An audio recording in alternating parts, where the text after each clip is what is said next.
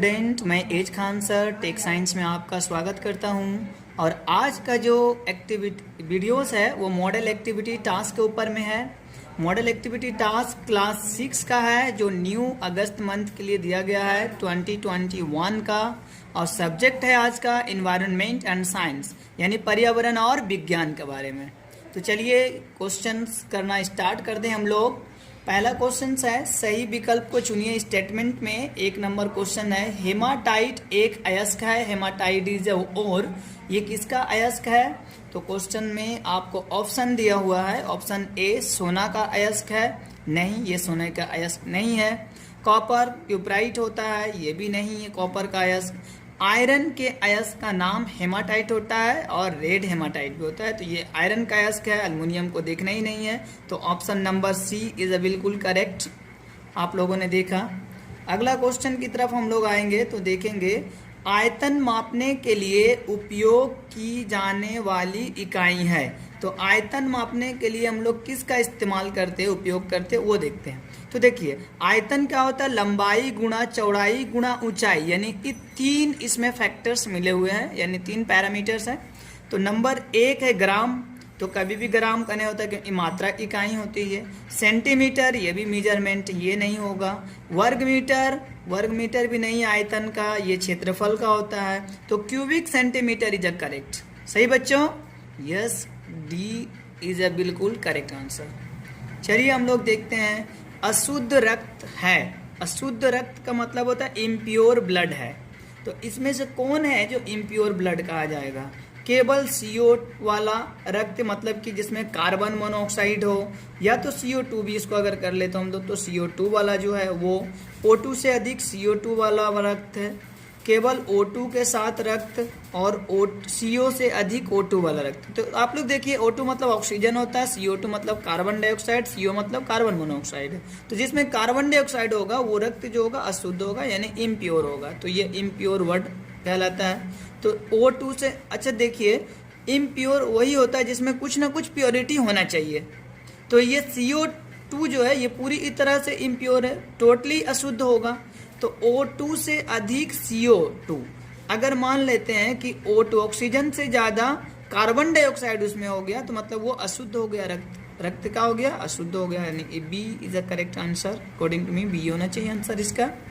Okay, तो अब हम लोगों ने ये कर लिया। आते हैं संक्षिप्त में उत्तर दीजिए प्रश्न, मतलब MCQ खत्म हो गया है। प्लीज़ जो चैनल को सब्सक्राइब नहीं किए हैं वो चैनल को सब्सक्राइब कर लीजिएगा, बेल आइकन को दबाना नहीं भूलिएगा, और ये वीडियोस को अपने फ्रेंड्स तक शेयर जरूर करें। Okay, thank you. संक्षेप में उत्तर दीजिए, बल की SI इकाई क्या है? बल का SI इकाई बताना है। तो जो बल है उसकी SI इकाई होती है न्यूटन, और अगर CGS इकाई पूछता तो हो जाता है डाइन। ओके, आगे बढ़े हम लोग। पानी में गहराई में जाने पर दबाव कैसे बदलता है? हम लोग एक बात जानते हैं कि अगर दबाव को मापना है तो ज़्यादा गहराई में जाने से दबाव ज़्यादा हो जाएगा। इसका मतलब है कि पानी में गहराई में जाने पर दबाव बढ़ता जाता है। आप लोगों ने मूवी में देखा होगा कि अगर कोई कार जो है पानी में समुद्र में गिर जाए तो उसके जो शीशे होते हैं वो कभी नहीं खुलते, क्योंकि पानी का दबाव इतना हो जाता है वो शीशा खुल नहीं पाता। ओके, तो दबाव बढ़ जाता है। आगे अगर हम लोग देखें, मानव शरीर में अचल अस्थि संयुक्त कहाँ पाई जाती है?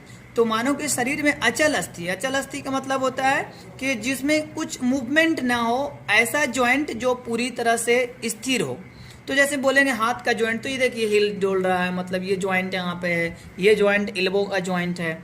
लेकिन आपको जो कपाल वाली होती है, यानी हेड में जो जॉइंट होता है वो कभी हिलता डोलता नहीं है। तो कपाल में अचल अस्थि पाई जाती है, तो आंसर आपका हो जाएगा कपाल, यानी कि हेड में हो जाएगा। चलिए अब हम लोग आ जाते हैं 3 नंबर का क्वेश्चन आंसर। 1 या 2 वाक्यों में आंसर दीजिए, मतलब 1 वाक्य या 2 वाक्य में बनाइए। अभी तक जिसने चैनल को सब्सक्राइब ना किया है प्लीज़ सब्सक्राइब कर लीजिए और वीडियो अंत तक देखिए ताकि आपका एक भी क्वेश्चन छूटने ना पाए। ओके, चलिए हम लोग स्टार्ट करते हैं। क्वेश्चंस आपको दिया है, दबाव के परिमाप की गणना कीजिए, मतलब आपको दबाव निकालना है। ओके, जो कि 90 न्यूटन के बल को 0.09 वर्ग मीटर मापने वाले क्षेत्रफल पर लागू किया जाएगा।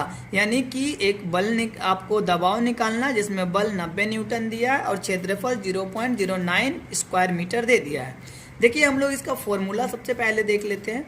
दबाव बराबर क्या होता है, बल बटे क्षेत्रफल। यानी अगर देखें तो प्रेशर इक्वल टू होता है फोर्स पर यूनिट एरिया होता है।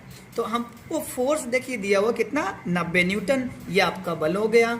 और आपका एरिया यानी क्षेत्रफल दिया है 0.09 वर्ग मीटर। तो आप इसको क्या कीजिए, देखिए 90 बटे 0.09 है, तो आपको यहाँ पे थोड़ा सा एक रफ दिखा देते हैं आपको कि 90 ये है। तो आपको इसका अगर पॉइंट हटाना है तो आप इसका पॉइंट को हटा दीजिए, लेकिन पॉइंट कितना नंबर के बाद है, 1 2 नंबर के बाद पॉइंट है। तो आप क्या कीजिए 2 जीरो ऊपर बढ़ा दीजिए, तो ऊपर हो गया 9 और यहाँ बचा क्या आपका 9 बच गया, ये 9 से देखिए काटिए, 9 1 जा 9, 9 1 जा 9, 9 एकम 9, 9 एकम 9, तो ऊपर कितना बच गया 1 पे 3 तो 0, मतलब कि ये 1000। ठीक इसी तरह से मैंने यहाँ पे काटा है जो प्रोसेस आपको बताया है अभी, 9 1 जा 9, तो 1000 न्यूटन पर मीटर स्क्वायर। न्यूटन पर मीटर स्क्वायर का यूनिट और भी होता है, पास्कल भी कहते हैं। यानी कि आप समझ के रखिए कि दबाव का एसआई इकाई न्यूटन पर मीटर स्क्वायर या पास्कल है।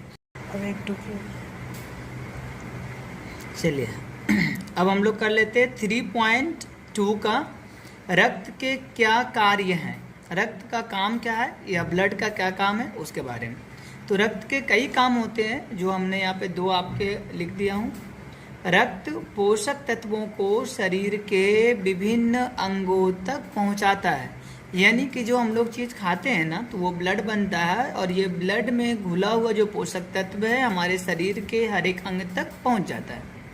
नंबर 2, यह बाहर से आए रोगाणुओं का भक्षण करके शरीर की रक्षा करता है। मतलब जो WBC होता है, वाइट ब्लड कॉर्पस्कल या वाइट ब्लड सेल, ये बाहर से आए हुए जो वायरस बैक्टीरिया है उसे निगल जाते हैं, खा जाते हैं और हमारे शरीर का रक्षा करते हैं। तो 3.2 का भी हो गया। चलिए 3 या 4 वाक्यों में उत्तर दीजिए। अभी तक अगर चैनल सब्सक्राइब नहीं किए हैं तो प्लीज़ सब्सक्राइब चैनल को कीजिए और अपने दोस्तों को भी वीडियोस को शेयर कर दीजिए। स्पष्ट करें कि बल शब्द का क्या अर्थ है। जो what is the meaning of force, इसका मतलब होता है। तो अगर हम लोग देखें तो बल एक बाहरी कारण है, बाहर से लगा हुआ एक कारण है जो किसी वस्तु को गति में ला देता है, किसी वस्तु को गति में ला देता है मतलब चलने के लिए मजबूर कर देता है, या गतिशील वस्तु को स्थिर अवस्था में ला देता है, या जो चल रही उस वस्तु उसे स्थिर कर देता है या लाने की चेष्टा करता है। तो बल एक कैसा है, एक दैशिक राशि होता है, क्योंकि बल की जो है मात्रा यानी कि परिमाण और दिशा दोनों होता है, इसलिए एक दैशिक राशि है। समझ में आ गया। आगे क्वेश्चन में हम लोग आ जाए, मानव शरीर में सांस लेने और छोड़ने की प्रक्रिया का वर्णन कीजिए। तो हम लोग इसका वर्णन किए हैं थोड़ा सा आप लोग के अकॉर्डिंग सिलेबस।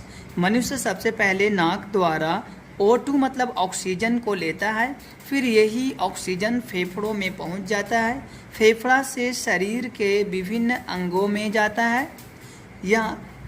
अब यहाँ तक पहुंच गया विभिन्न अंगों तक।